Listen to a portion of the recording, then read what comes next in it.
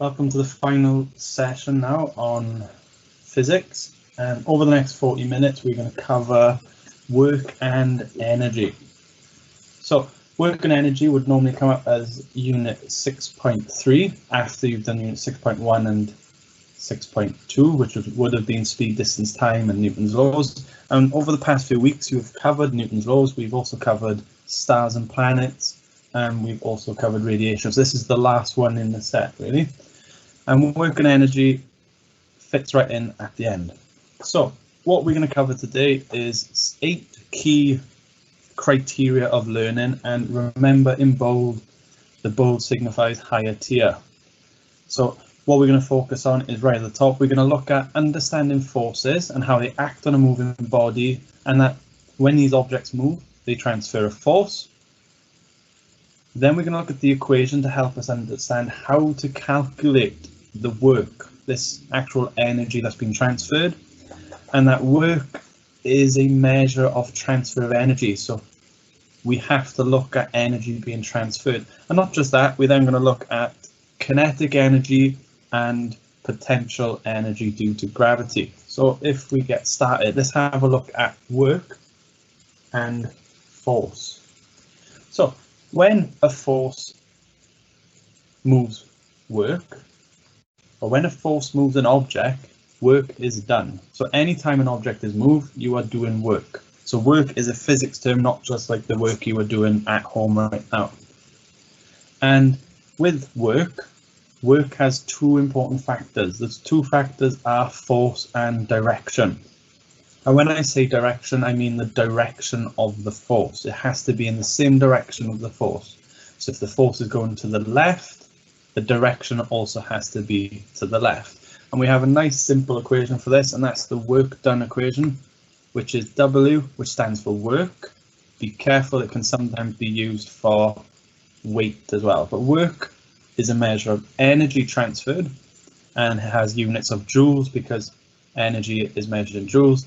Force, like you've seen in the Newton's laws, is measured in newtons, and D for distance is measured in meters. So work is a measure of energy, and if someone was to push or apply a force of 150 newtons to move 10 meters, you can calculate this work by taking the force, 150, multiplied by 10, and you would get 1,500 joules. If the question wanted to add a little bit more detail, it could ask you to calculate that answer in kilojoules, because as higher tier and any tier, really, you should be able to go between joules and kilojoules, just like you go from meters to kilometers. If you have any idea what 1,500 joules is in kilojoules, type it out in the chat. Okay, so work is when you apply a force and you get some movement. So if you have no work, there is no energy transferred. So right now, this 10 kilogram object is sitting on the desk, and this 10 kilogram object is not moving, so the distance is 0. So the force times the distance is 0, which is the work. So no work is done because the object is not moving. So we have to look at an example when we move this weight. And one example is to actually, instead of thinking of the shopping trolley where we move from right to left and we moved horizontally, what if we moved upwards, like up on the earth? And the work will be done against something when we do that. And I don't know if you are using the chat, but maybe put down, when you lift an object on earth, what does it work against? So let's have a look. Lifting a weight does work, because remember, work is force times distance. So this 10 kilogram object requires 100 newtons of force, and it will be lifted 2 meters. We can work out how much work or how much energy has been transferred. And the work done is force times distance, and the force is 100 times 2, giving you 200 joules. That means we have transferred 200 joules of energy, and this is another way of saying if an object has been raised above the earth, we have stored potential energy in that object. So the amount of work we have done which is 200 joules, is the amount of energy we have transferred. Or in other words, that's how much energy we have transferred in terms of potential energy. That's how much potential energy this object now has. It's gained 200 joules of energy. Good. So we're starting to see this link between work and potential energy, and we can see it even more if we look at the equation that ties them together, because when you do work, you're transferring energy. If you do work against gravity, so hopefully someone has put gravity in the chat, what you're actually doing is you're raising the object above the Earth. And when you raise the object above the Earth, you are storing potential energy, because think about a simple example such as if the object is quite heavy, like a bowling ball, and you drop it from 1 millimeter above your toe, that might not hurt. However, if you do work by lifting it to head height, what you'll see is the bowling ball, you'll see that the bowling ball will apply a lot more force because the energy transferred is a lot higher. So again, think potential energy increases the higher you get off the ground. So the higher up it is, the more potential energy is transferred. And we can represent this with a nice equation that is P, potential energy. You can actually sometimes see it written as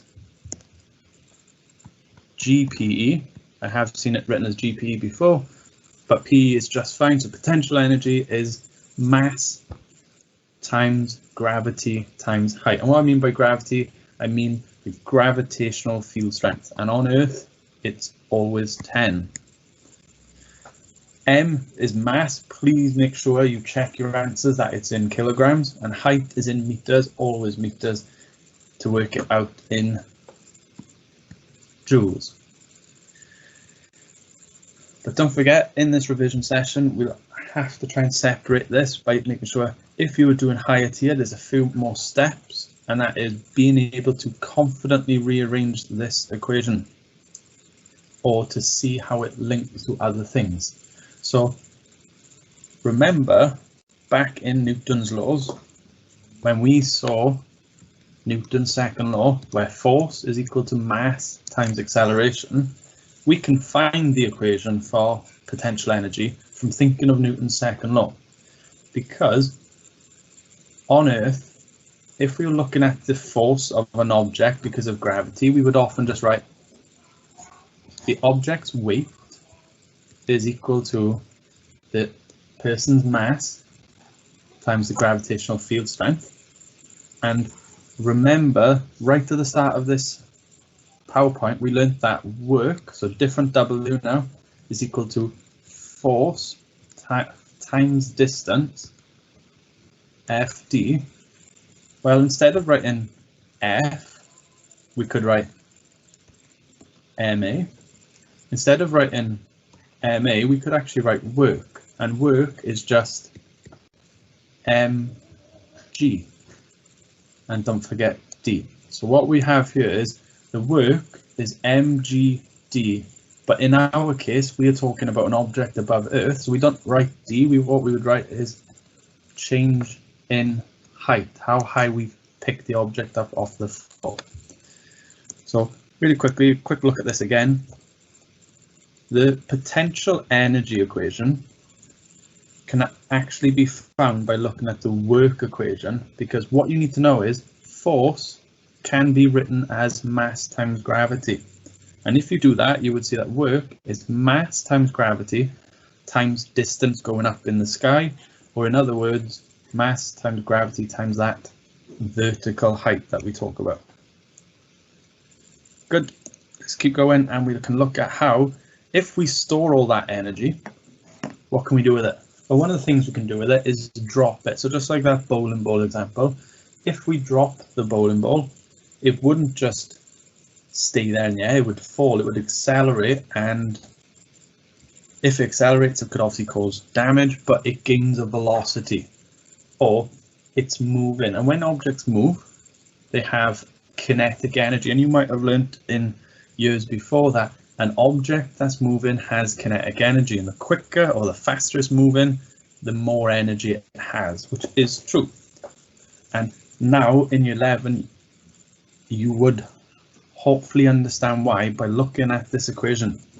Equation can be quite worrying when you see the half symbol written in front of mv squared. But if we break it down, what you can see is half can be written as 1/2, or if you're working with the calculator when you're doing tests or doing questions, it's the same thing to write 0.5, because obviously inputting that into a calculator might be easier than writing 1/2, so always be careful. And then you've got mass times velocity squared. So kinetic energy depends on two factors really, mass and velocity. But notice it's not just velocity, it's the velocity squared. So we have two examples down here. The mass is the same, however the velocity is a lot larger. So what we would do first of all is identify the equation if we're going to do these questions, and we can calculate the kinetic energy straight away. So we have kinetic energy equals 0.5 times mass, which is 1,500, times velocity squared. And you could type that into the calculator straight away, but careful that you understand that the velocity is squared, not the whole answer squared, velocity squared. If you are worried about that, there's nothing wrong with doing another line just to show you have understanding, and plug this into the calculator where you work out that 10 squared first of all. Then you'll be left with another easy line to type into the calculator, and if you do that, you should get a nice answer. So hopefully some of you are trying this ahead of me if you have a calculator at home, and what you'll have is an answer that is 75,000 joules. And we could do the same thing now for kinetic energy, which is 0.5, the same mass, 1,500, and this time the velocity is 20 squared. And I will write out that line again just so you can see clearly what happens to that velocity. And what you do is 20 times 20 will obviously give you a nice answer that's 400 this time. And if we calculate out this energy, we will get a kinetic energy of, hopefully someone's trying this before me at home. If you do, you get an answer of 300,000 joules. And that J does not look clearly like a J, so 300,000 joules. So look at the pattern and look how the effect of changing velocity. So some of the things you could get if you weren't asked to calculate kinetic energy, you might be given a table to look at patterns, and that's one of the things physicists like to do, is look at the patterns. And what we have here, going from 10 to 20, is we are doubling. We double that velocity, and look at the effect it has on kinetic energy. If we double the velocity, what happens to the overall kinetic energy? Does the kinetic energy times 2? So 75,000 times 2 is not 300,000. So if anyone knows, please use the chat function to kind of let me know that you are following along. But actually, it's not increases by a factor of 2, it will increase by 4 times. So the effect of doubling actually increases your overall kinetic energy by a factor of 4. It's 4 times bigger just by doubling that velocity. So it does have a big effect on car journeys or in car collisions, because by doubling that velocity, you're not doubling the energy in the impact, you're actually increasing that energy by a factor of 4. And that's one of the big things to worry about. So let's have a look at how we have covered a few of the starting things so far. So point 1, do we have a better understanding of forces on objects, and that a force moving an object results in energy being transferred? I think we do. We have definitely looked at the work done equation, which is force times distance. So we have the first two quite happily. The fact that work is a measure of energy, or in other words, that work is a transfer of energy. And if you're not sure, remember that work is measured in joules. And then finally, that when you transfer energy, objects can have or store this energy. They can store this energy as a gravitational potential energy. So that PE we saw just now, the PE, or that when it's moving, we would call it a kinetic energy. And we have ways of calculating this, and higher tier, you should be able to manipulate and rearrange these equations. The next few things we need to cover for work and energy is to look at the relationship between force and extension for a spring. So think of springs now before we get into this, and that they can store energy because when they get pulled or compressed, there's a storage of energy. And higher tier in bold here, that the work done in stretching a spring could be found from the graph, which will make a lot more sense when we get there. So just realized I've animated that bit. Here we go. So the best way to look at the relationship between force and extension is to actually look at the experiment, and not being in a lab can be difficult, so we have to do it through the PowerPoint. And Hooke's law experiment is the best way to explore springs and what happens when you apply a force. So if we look at the graph, what we see is force is on the y-axis, extension is on the x-axis, and extension is just another way of saying the spring has traveled a distance by stretching. So think extension is another way of saying distance, and we can have a look. So when 0 newtons is applied, so that means you just put the spring in place, the spring is not stretched, it clearly just has a length. And if you were to add weights to this spring, it would stretch the spring, but if you take the weights off, it should hopefully go back to that original shape.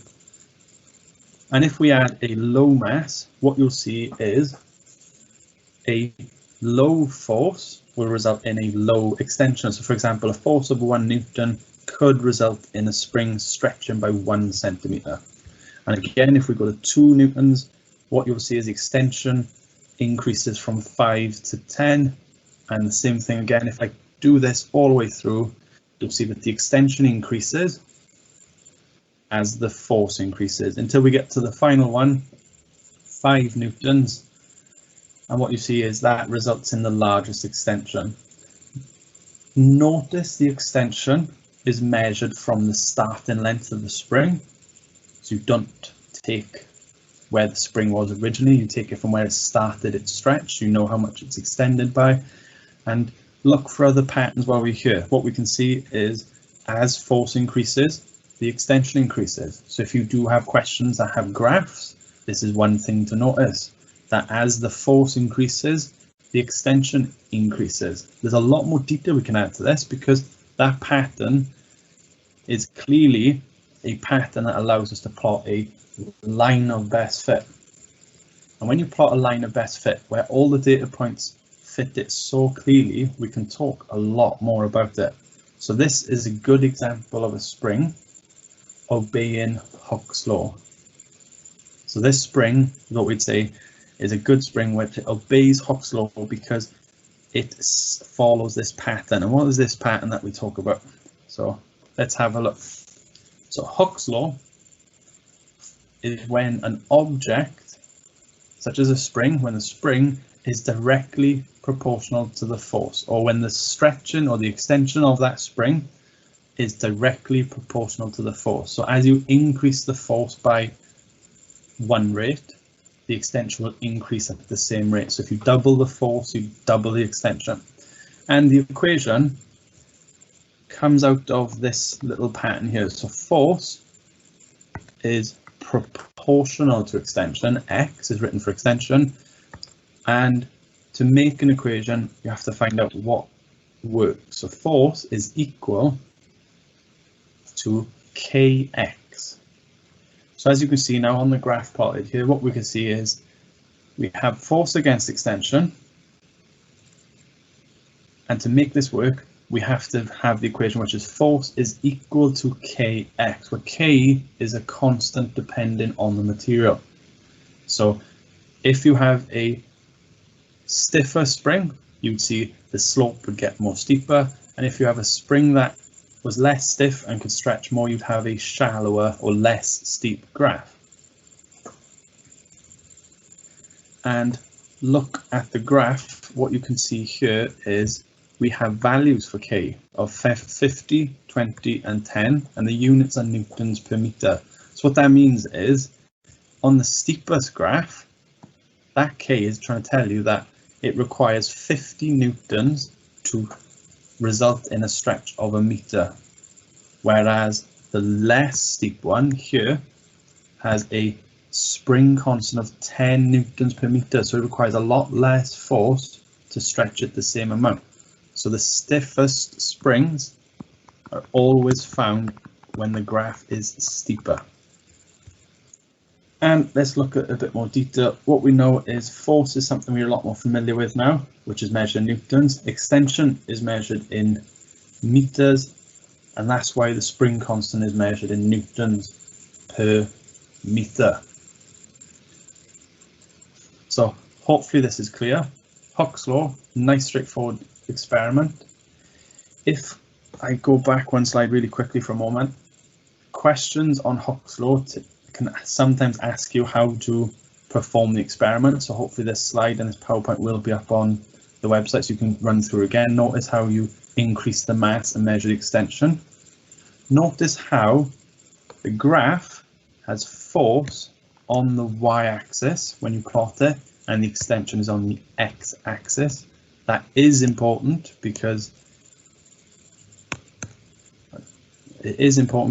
when you plot the graph, you want to find force is equal to kx. So it's important that you understand force goes on the y-axis and x goes on the x-axis.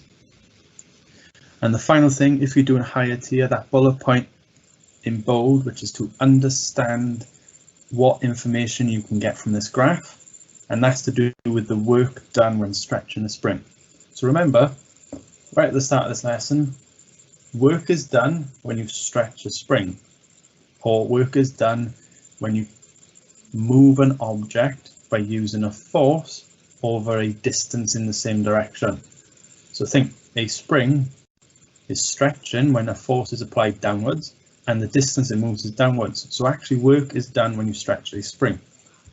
So let's have a little look. What we see is work is measured in joules, always remember that, and the equation for it, so if you're doing higher tier, it says it's half Fx. So that's not clear for a moment, but let's have a look at the graph.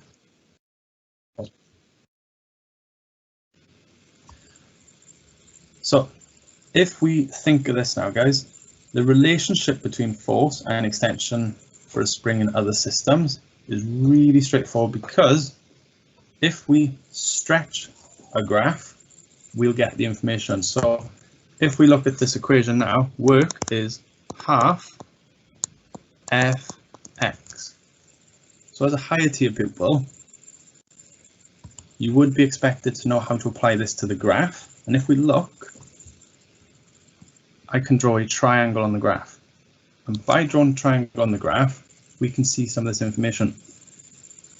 So ignore that equation for a moment.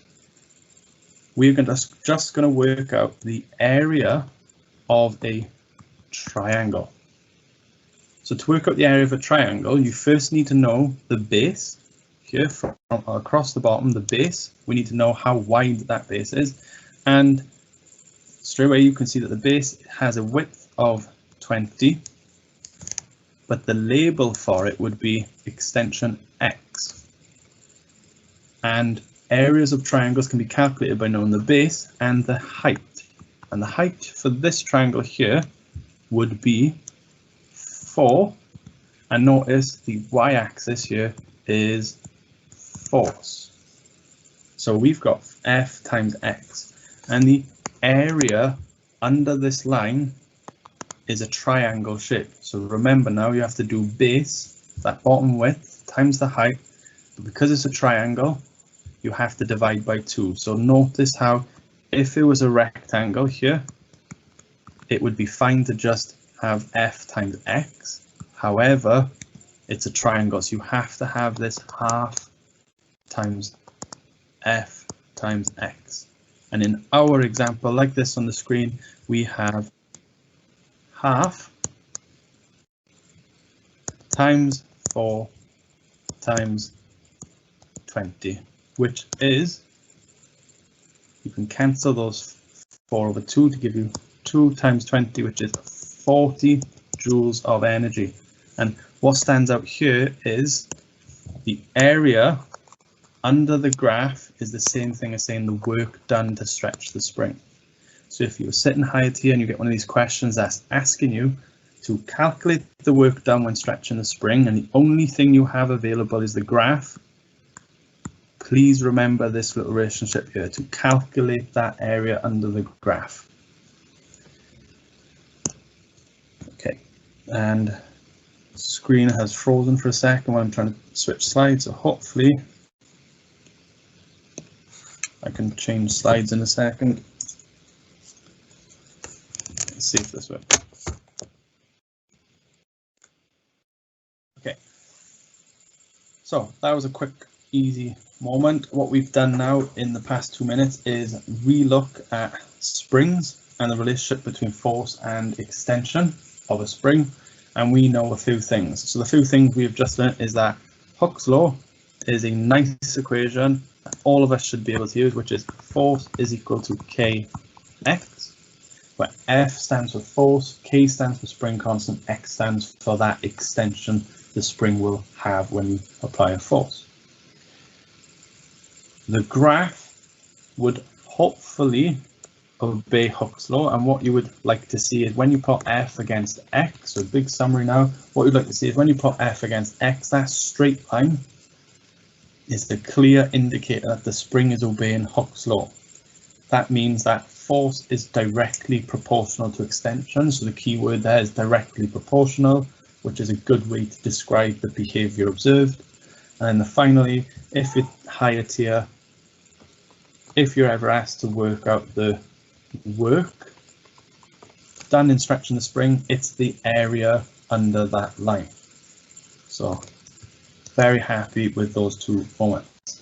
The final thing in the GCSE work and energy specification is to understand or have a better understanding of the energy efficiencies of vehicles in a car. So let's have a little look. There are 4 categories that's often best understood by looking at simple examples, and that is the aerodynamics, rolling resistance, idling and inertia. So we'll quickly go through each one, and they are quite important to know and can sometimes be easy marks to pick up if you can explain it clearly. So aerodynamics can result in energy loss or better energy efficiency, and it's to do with the air resistance. So maybe remember some of Newton's laws and the parachute diver, which benefited from large air resistance. Cars, on the other hand, will often want to make the air resistance lower and lower, because as it's traveling at some speed, what you'll see is air flowing in the direction or against the direction the car is traveling in, so that you want that air to be able to flow around the car, causing as little frictional resistance as possible. So air resistance results in loss of energy because of the aerodynamics of the car. It slows the car, and because some cars have very poor aerodynamics, it results in a larger consumption of fuel. And what you could say is, by having a streamlined car or a streamlined shape, this reduces the air resistance, this reduces the energy required to travel at the same speed, which results in better fuel efficiency. Another issue with energy loss in cars includes rolling resistance. And rolling resistance is to do with the tires. And one of the big things is to always make sure that tires are inflated to the correct pressure, obviously for safety, but also to minimize energy loss from day-to-day driving. And remember, guys, work is done when you drive a car, and not just when you drive the car, it's work is done when the tire presses against the road, because it will be compressed. You will have force applied to the bottom of the tire, which compresses it, which means the distance is moved, so energy is transferred. And this energy transferred often results in energy being put into the tire as heat inside the air inside it, so the pressure can sometimes go up, and you can also find that the tires get very warm, which you might be used to with a bike or a car. So how do we reduce rolling resistance? Well, the best way to reduce rolling resistance is to have tires correctly inflated to the pressure that they should be at, to minimize how much the tires heat up when they are compressed. Because if it's not to the correct pressure, what you'll find is that tire can compress loads, which will result in a lot of energy being transferred due to that work equation. Remember, work is force times distance. So because that tire can move lots, that distance can move quite a lot, then you can supply more energy to the tire, which will result in quicker wear and tear on the tire as well. Okay, idling. Idling is when the car's engine is running, but the car is not moving. When it's stationary, it's not going anywhere. And clearly this is going to result in a waste of fuel.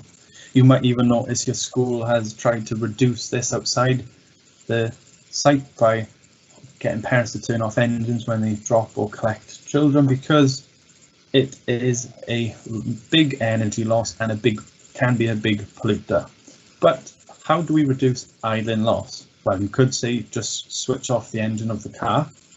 Also, you might even see many of the more modern day cars having this stop-start system, when the engine shuts off when the car is in traffic lights or when it's stationary, and then restarts itself quite quickly so it can pull off. And that does have a big effect on reducing the idling loss. And final slide is inertia, the inertial loss.